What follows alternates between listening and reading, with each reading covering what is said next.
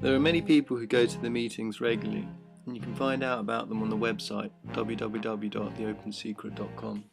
It'll tell you where he's going to be and so on. You can also find essays on there, download some very worthwhile audio and find out about his books.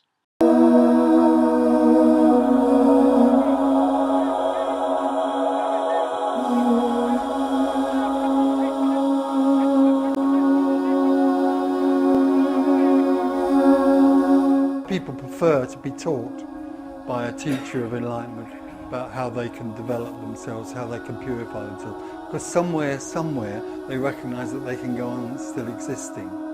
If they go on learning how to be enlightened, somewhere it's known they never will. They never will become enlightened, but that keeps them going, that keeps them alive. When the individual comes across this sort of communication, which is very rare, but when it does come across it, it knows somewhere that it's threatened. So when there's a shift out of that individuality into, let's say, nothingness or no identity, no sense of identity, then there's a quick rush back to individuality, because that's the place where the individual could die.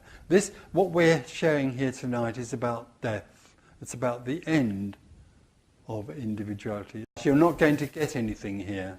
There's nothing for sale. There are no recommendations. I can't tell you, oh, well, just wait. You can't wait. Oh, well, just let go. You can't let go. Oh, just surrender. No, you can't surrender. Just get angrier. No, you can't even get angrier. But what's interesting about that sort of message, which gives you nothing, is that you, in some way or other, you hit a brick wall. You hit something which opens the possibility of another way of perceiving life. This frustration that you can't get anywhere can bring you back, or not you, but suddenly that which wants to get somewhere can collapse, and suddenly all that's left is this. Isness. What is. All that's left is what is. When you're not there, all that's left is what is. When you're there, there's somebody looking for what already is. Isn't that crazy? Wholeness needs nothing because it is whole. And so all seeking or the sense of being separate is already wholeness, appearing to be separate. This is complete. This is wholeness. And what arises in wholeness is the idea that this isn't wholeness. But the idea that this isn't wholeness, that there's something to be sought, is also wholeness.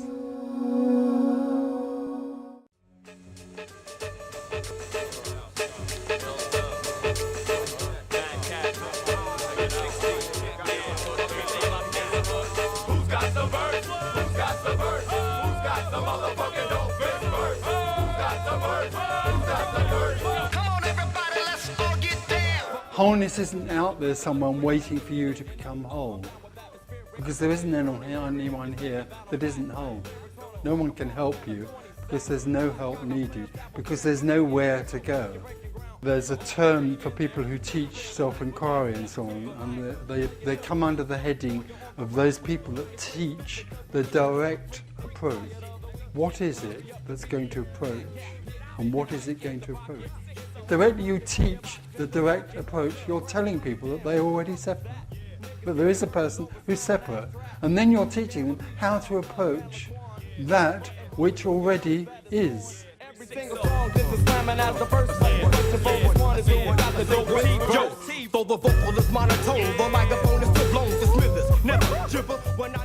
But is it a possibility that something is vibrating in you, something latent is vibrating in someone else, and something kind of gets activated? Yeah, okay, so it isn't in me. The power of the meetings is that there's no one there, in a sense. Therefore, there's no one who's trying to give somebody else a list. or has any expectations of it. And also the other powerful thing is that there's no one in the audience that is seen as an individual, because the idea of whole sense of individuality is an illusion. Yeah. So there's something very powerful about that. Yeah. And the other powerful thing is there's nobody trying to sell anybody anything.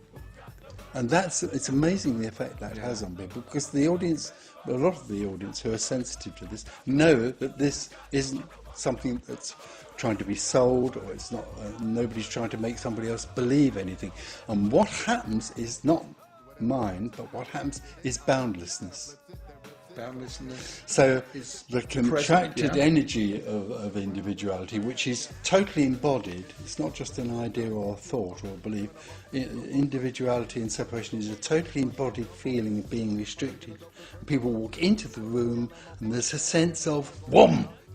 Yeah. But it's nothing to do with me, because I ain't there. It's just that in some way or other there's a resonance for that.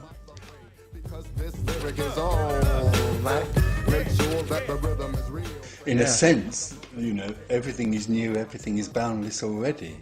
So I can't say, oh, Mary's just popped or something.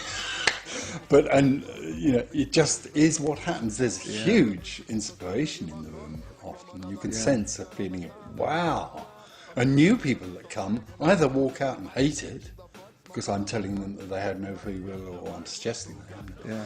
But a lot of the audience just, wow, it's amazing.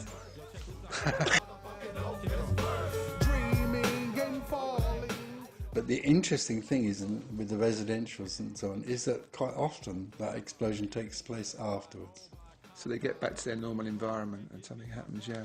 We talk to a lot of people that this is happening to, and quite often it's it's after the meeting. Richard, sitting in a train on Charing Cross Station, Sylvester, yeah. just after a meeting. It's just strange. I don't know, but it can happen in a meeting as well.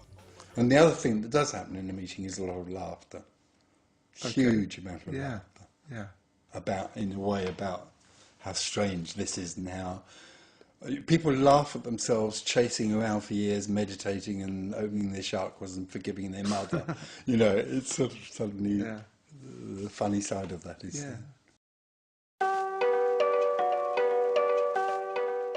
But there are other people who never seek, and this happens to. Yeah. Just can't even spell the word enlightenment, and suddenly. Yeah. No, this is not for fun. But I don't do it. There isn't anything here that does it for a reason. But already people must realise there's a passion about this. Yes, absolutely. It's so amazing, this message. You don't have a choice. No.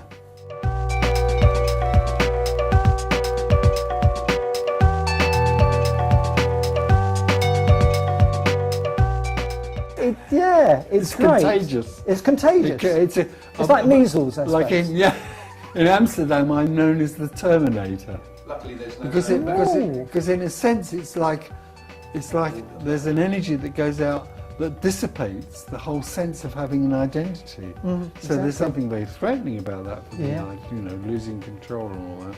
But there's something also amazingly joyful about it. There's an amazing joy. And the other thing, if you came to our retreats or our meetings, is there's a huge humour.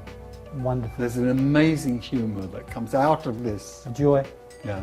Yeah. Absolutely.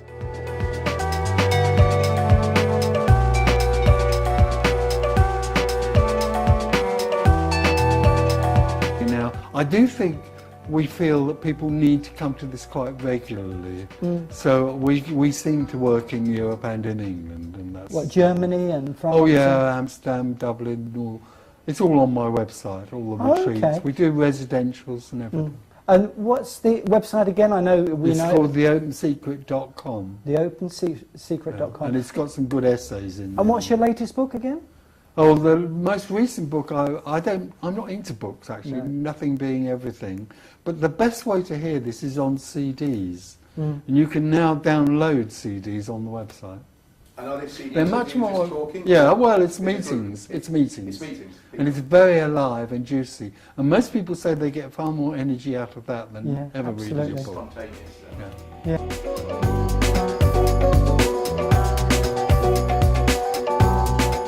The seeker comes along and thinks, oh, I'm going to find a formula, and they come and they hear this and they can't get anywhere. No, and what can happen is that they can't get anywhere, and suddenly there's a realization there's nowhere to get because this is it already.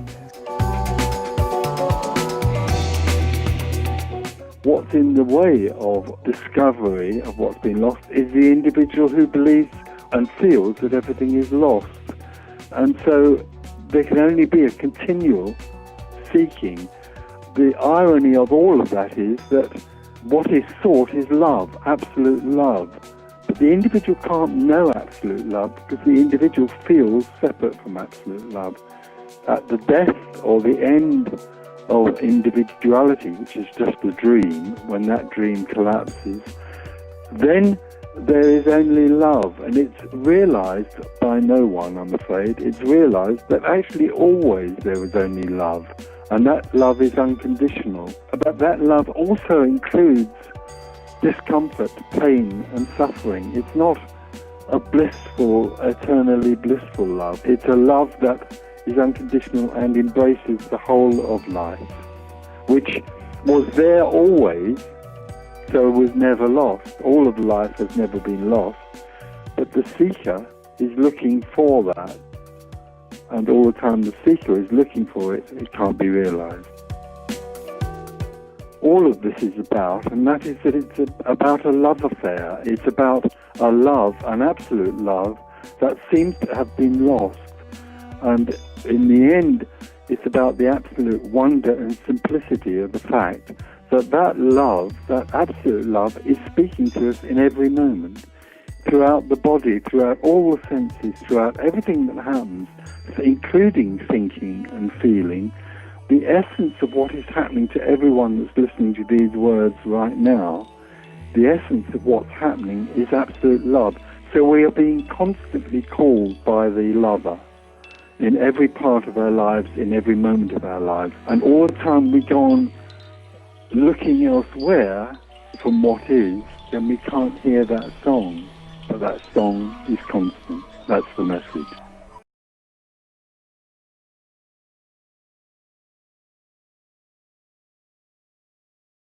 All there is here is no thing, which is absolute unconditional love. But don't ask me to describe it. That's all there is. This is love. But it isn't the love that me would recognise as love. The hatred, no, in the whole there aren't any opposites. It's only in the story that there are opposites. So we could use any term to describe yes, that. marmalade. All there is marmalade. It doesn't matter, the words aren't it. The words are only pointers to it. All there is unconditional love, all there is honesty, all there is energy. It's just words. But it points to something else that is recognised.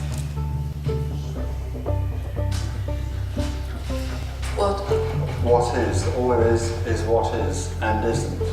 So Positive and negative are part of the story. no, I thought so, but you used the term unconditional love, so I got confused. Well, unconditional love again it's impossible to describe, but unconditional love is unconditional wholeness, is unconditional marmalade.